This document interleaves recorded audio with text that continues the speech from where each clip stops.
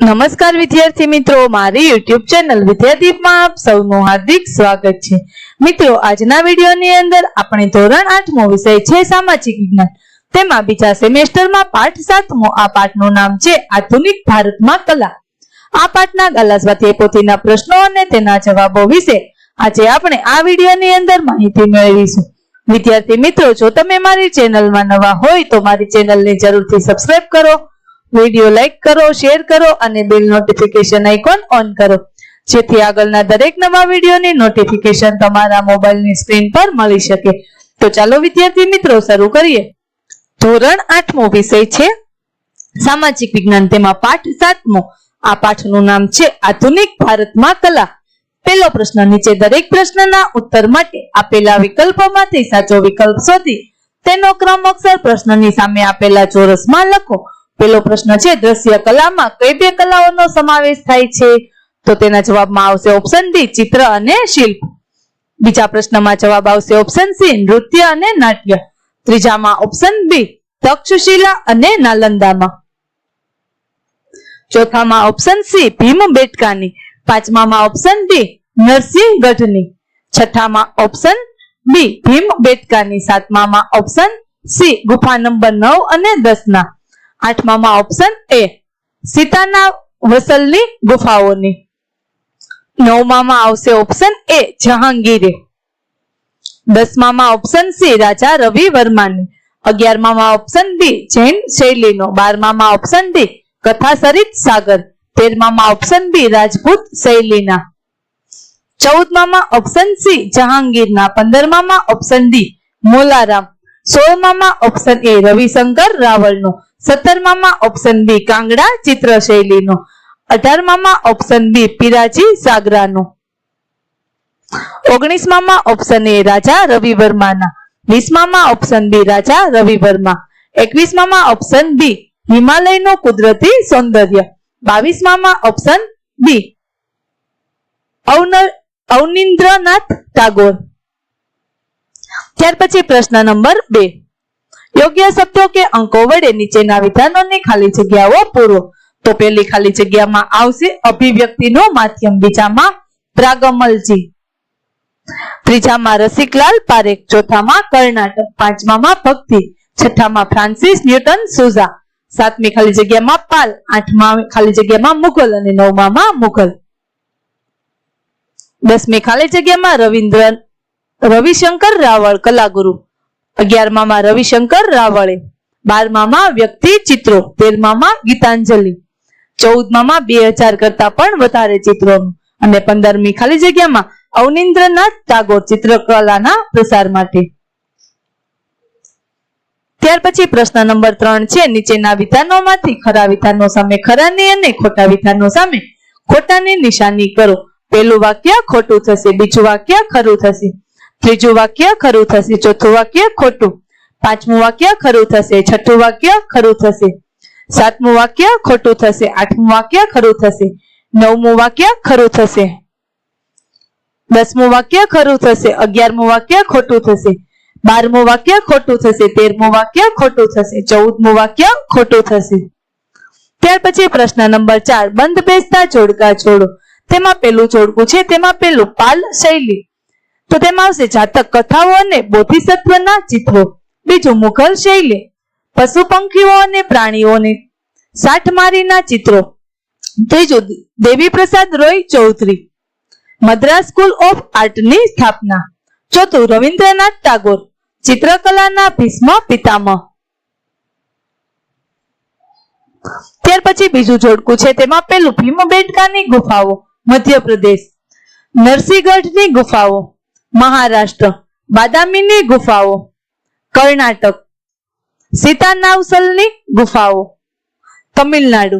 ત્યાર પછી ત્રીજું જોડકું છે, તેમાં પહેલું રવિશંકર રાવળ કલાગુરુ, રાજા રવિ વર્મા દેશની અમૂલ્ય ધરોહર, રવિન્દ્રનાથ ટાગોર ગીતાંજલિ, અવનીન્દ્રનાથ ટાગોર જાપાનીઝ વોશ પદ્ધતિ।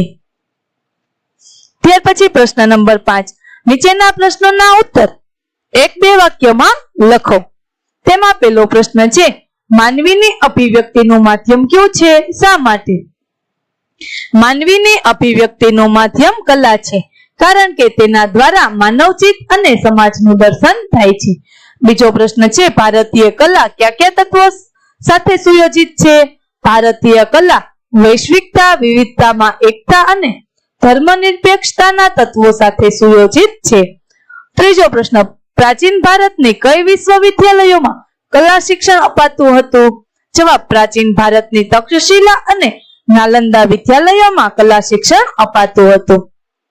ચોથો પ્રશ્ન છે, વડોદરામાં કલા ભવનની સ્થાપના કોના દ્વારા કરવામાં આવી હતી? વડોદરામાં કલા ભવનની સ્થાપના મહારાજા સયાજીરાવ ગાયકવાડ દ્વારા કરવામાં આવી હતી. પાંચમો પ્રશ્ન, અજંતાની ગુફાઓમાં કઈ ગુફાઓમાં ચિત્રો ખૂબ જ વિખ્યાત થયા છે? એ ચિત્રોમાં કયું ચિત્ર પ્રખ્યાત છે? અજંતાની ગુફાઓમાં ગુફા નંબર 9 અને 10 ના ચિત્રો ખૂબ જ વિખ્યાત થયા છે. એ ચિત્રોમાં પદ્મપાણી બુદ્ધનું ચિત્ર પ્રખ્યાત છે. છઠ્ઠો પ્રશ્ન છે, ભારતમાં કયા કયા પ્રદેશની કઈ કઈ ગુફાઓમાંથી ઉત્કૃષ્ટ ચિત્રકલાના નમૂના પ્રાપ્ત થયા છે? ભારતમાં કર્ણાટકમાં આવેલી બાદામીની ગુફામાંથી અને તમિલનાડુના કાંચીપુરમમાં આવેલી સીતાનાવસલની ગુફામાંથી ઉત્કૃષ્ટ ચિત્રકલાના નમૂના પ્રાપ્ત થયા છે. સાતમો પ્રશ્ન, કયા ચિત્રકારે કયા વિષયના ઉત્કૃષ્ટ તૈલચિત્રો બનાવ્યા છે? ચિત્રકલા ક્ષેત્રે ટોચનું નામ ધરાવતા મહાન ચિત્રકાર રાજા રવિ વર્માએ ભારતીય પૌરાણિક અને સામાજિક વિષયના ઉત્કૃષ્ટ તૈલચિત્રો બનાવ્યા છે. આઠમો પ્રશ્ન છે, આધુનિક ભારતીય ચિત્રોના વિશાળ સંગ્રહ કઈ કલા સંસ્થામાં આવેલ છે? આધુનિક ભારતીય ચિત્રોના વિશાળ સંગ્રહ દિલ્હીમાં આવેલા national gallery of modern art નામની કલા સંસ્થામાં આવેલ છે. નવમો પ્રશ્ન, ચિત્રકલાને પ્રોત્સાહન આપનાર મુઘલ રાજવીઓમાં કોનો કોનો સમાવેશ થાય છે? ચિત્રકલાને પ્રોત્સાહન આપનાર મુઘલ રાજવીઓમાં બાબર, હુમાયુ, અકબર, જહાંગીર, શાહજહાં વગેરેનો સમાવેશ થાય છે. 10મો પ્રશ્ન, ગુજરાતમાં કઈ શૈલીના ચિત્રો વિશેષ મળી આવ્યા છે? ગુજરાતમાં જૈન ચિત્ર શૈલીના ચિત્ર વિશેષ મળી આવ્યા છે. 11મો પ્રશ્ન, ભારતના નામાંકિત ચિત્રકારો કયા કયા છે? રાજા રવિ વર્મા, રવિન્દ્રનાથ ટાગોર વગેરે ભારતના નામાંકિત ચિત્રકારો છે. 12મો પ્રશ્ન, રવિશંકર રાવળે તેમનું કયું ચિત્ર કયા કલા પ્રદર્શનમાં રજૂ કર્યું હતું?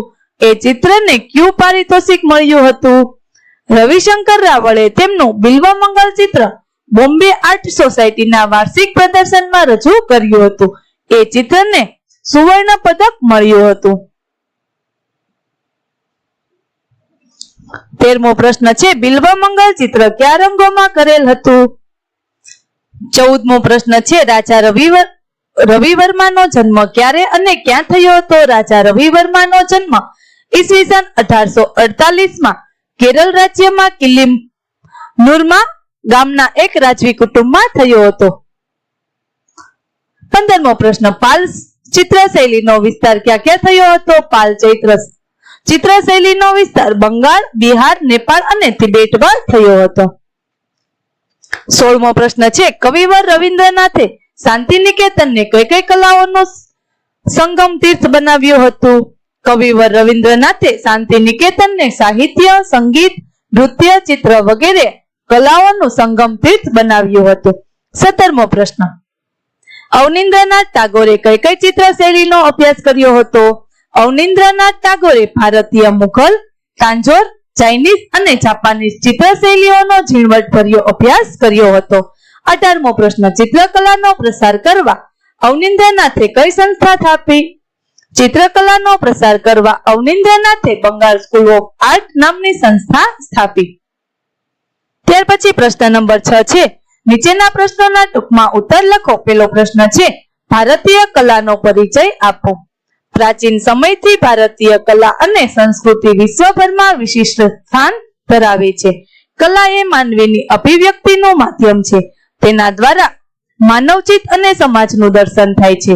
કલા શાસ્ત્રીઓ કલાને બે ભાગમાં વહેંચે છે. પહેલું દ્રશ્ય કલા, બીજું પ્રદર્શિત કલા.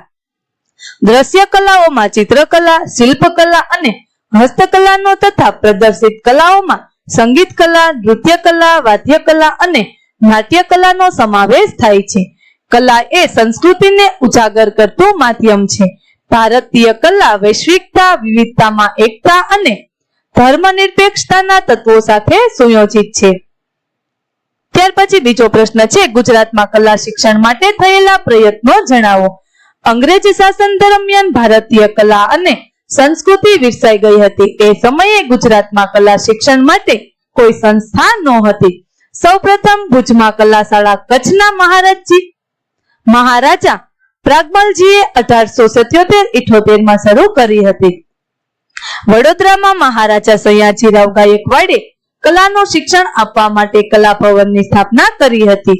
અમદાવાદમાં શેઠ ચીમનલાલ નગીનદાસ વિદ્યાલયમાં 1951 માં કલા શાળાની સ્થાપના કરવામાં આવી હતી.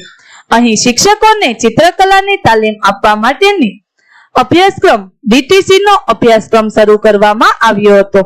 1960 માં કલા શાળાનું કલા વિદ્યાલય નામ રાખવામાં આવ્યું. આ કલા શાળાના પ્રથમ આચાર્ય બનવાનું બ્રહ્માંડ શ્રી રસિકલાલ પરીખને ફાળે જાય છે. પ્રથમ આચાર્ય બનવાનું બહુમાન શ્રી રસિકલાલ પરીખને ફાળે જાય છે. ત્યાર પછી પ્રશ્ન નંબર 7 છે, ટૂંક નોંધ લખો. પેલી છે રાજપૂત શૈલી. રાજસ્થાન અને મધ્યપ્રદેશના રાજપૂત રાજાઓના આશ્રયે વિકસેલી ચિત્રશૈલી રાજપૂત શૈલીના નામે ઓળખાય છે. તે ઈસુની 10મી થી 16મી સદી દરમિયાન પ્રચલિત થઈ હતી. રાજપૂત શૈલીમાં મુખ્યત્વે લઘુચિત્રો અને ભીંતચિત્રોનો સમાવેશ થાય છે. આ સમયના રાજાઓ પરંપરાગત ચિત્રકારોને રાજ્યાશ્રય આપતા હતા. તેથી તે ચિત્રકારોના ચિત્રોમાં રાજપૂત રાજાઓનું જીવન, રીત રિવાજો, પહેરવેશ, ઉત્સવો વગેરે વિષયો કેન્દ્ર સ્થાને રહ્યા છે. રાજસ્થાનના બુંદી, કિશનગઢ, બીકાનેર, જોધપુર વગેરે વિસ્તારોમાં વિકસેલી હોવાથી તેને રાજસ્થાની ચિત્રશૈલી પણ કહે છે. બીજી છે ટૂંક નોંધ, કાંગડા શૈલી. કાંગડા શૈલી ભારતીય ચિત્રશૈલીઓમાં મહત્વનું સ્થાન ધરાવે છે. રાજસ્થાન અને મુઘલ ચિત્રકારોએ હિમાલયના પહાડી પ્રદેશોમાં આ શૈલી વિકસાવી હતી. કાંગડા, કુલુ, ગઢવાલ, ચંબા અને મંડી તેના મુખ્ય કેન્દ્રો હતા. ભોલારામ કાંગડા ચિત્રશૈલીનો મહાન ચિત્રકાર હતો. ભગવાન શ્રી કૃષ્ણ, કૃષ્ણ ભક્તિ અને હિમાલયનું સૌંદર્ય એ તેના મુખ્ય વિષયો છે. ત્યાર પછી પ્રશ્ન નંબર 8 છે, નીચેના કલાકારનો પરિચય આપો. રાજા રવિ વર્મા, તેના વિશે આપણે પરિચય આપવાનો છે. રાજા રવિ વર્માનો જન્મ 1848 માં કેરળના કિલ્લીમન્નુર ગામના રાજવી કુટુંબમાં થયો હતો. તેથી તેઓ રાજા રવિ વર્મા તરીકે જાણીતા બન્યા. તેમના સમયમાં ચિત્રકલાના ક્ષેત્રે પાશ્ચાત્ય કલાની વિશેષ અસર જોવા મળતી હતી. રાજા રવિ વર્માએ શ્રી રામાસ્વામી નાયડુ, થિયોડોર જેન્સન અને રાજવી કુટુંબમાંથી આવતા યુરોપિયન મહેમાન ચિત્રકારો પાસેથી ચિત્રકલાનું શિક્ષણ અને માર્ગદર્શન પ્રાપ્ત કરી તેમને પોતાની આગવી ચિત્રશૈલી વિકસાવી હતી. તેમના ચિત્રો વાસ્તવદર્શી છે. વ્યક્તિ ચિત્રો બનાવવામાં તેઓ પાવરતા હતા. તેમના ચિત્રોમાં ભાવનાને બદલે ટેકનિકનું સ્થાન ખૂબ જ વધારે હતું. પૌરાણિક ધર્મગ્રંથો અને સંસ્કૃત સાહિત્યમાં આલેખિત પ્રસંગો અને પાત્રોને કેન્દ્રમાં રાખીને રાજા રવિ વર્માએ તૈયાર કરેલ તૈલચિત્રો ખૂબ પ્રશંસા પામ્યા છે. રાજા રવિ વર્માએ ઈસવીસન 1894 માં મુંબઈના ઘાટકોપરમાં લિથોગ્રાફી પ્રિન્ટિંગ પ્રેસ શરૂ કર્યું હતું. અહીં છપાતા હિન્દુ દેવી દેવતાઓના ચિત્રોની કિંમત ઓછી હોવાથી સામાન્ય લોકો પણ એ ચિત્રો ખરીદી શકતા હતા. વડોદરાના સયાજીરાવ ગાયકવાડ અને ભાવનગર રાજાએ રાજા રવિ વર્માને આમંત્રણ આપીને તેમની પાસે રાજકુટુંબના અને કેટલાક પૌરાણિક ચિત્રો તૈયાર કરાવ્યા હતા. તેમના ચિત્રો ત્રિવેદમ સંગ્રહાલયમાં, વડોદરાની ફતેહસિંહ રાવ આર્ટ ગેલેરીમાં અને ભાવનગરના દરબાર ગૃહમાં સચવાયેલા છે. રાજા રવિ વર્મા દેશની અમૂલ્ય સંપત્તિરૂપ કલાકાર હતા. તેમનું ઈસવીસન 1906 માં અવસાન થયું હતું. વિદ્યાર્થી મિત્રો, અહીં આપણો ધોરણ 8 વિષય છે સામાજિક વિજ્ઞાન, તેનો પાઠ 7મો આધુનિક ભારતમાં કલા. આ પાઠના ગાલા સ્વાધ્યાય પોથીના પ્રશ્નો અને જવાબો પૂરા કરીએ છીએ. આગળના પાઠના ગાલા સ્વાધ્યાય પોથીના પ્રશ્નો અને જવાબો મેળવવા માટે મારી ચેનલને જરૂરથી સબસ્ક્રાઇબ કરો. વિદ્યાર્થી મિત્રો, ફરી મળીશું પાઠ 8 ની અંદર. ત્યાં સુધી આવજો.